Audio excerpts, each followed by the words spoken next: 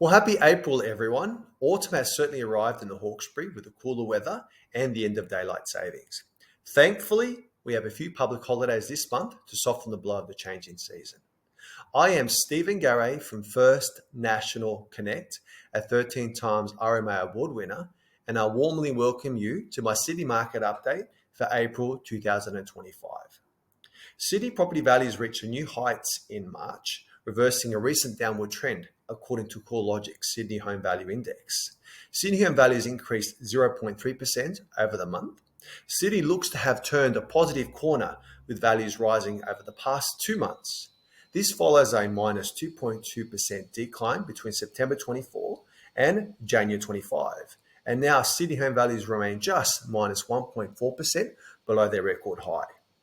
Improved sentiment following the February rate cut is likely the biggest driver of the turnaround in values, along with the cut's direct influence of a slight improvement in borrowing capacity and mortgage serviceability, said Tim Lawless, the research director for CoreLogic. With rate cutting cycle expected to be drawn out, it will be interesting to see if this positive inflection in values can last in the face of affordability constraints. This expectation for a drawn-out rate cutting cycle was evidenced by RBA's decision yesterday to leave the official cash rate unchanged, despite only reducing it a month before. With 2 months of growth in Sydney home values now on the scorecard, it's looking more convincing that the positive turn is more than a temporary recovery. But a material upswing in values remains unlikely.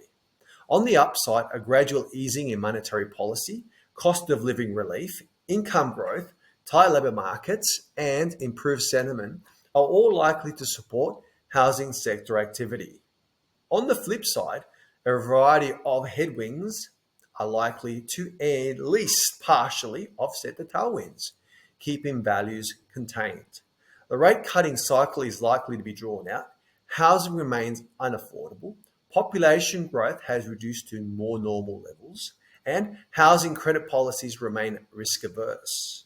New housing supply is likely to remain constrained amid high costs, a scarcity of skilled trades, and compressed profit margins. So, for April 2025, my professional advice to Sydney homeowners is to sell now. Sell in autumn before winter hits, as the colder season traditionally cools the property markets. Now, my professional advice for Sydney home buyers in April 2025 is to buy now before home values continue to rise, as evidenced by the last 2 months in Sydney.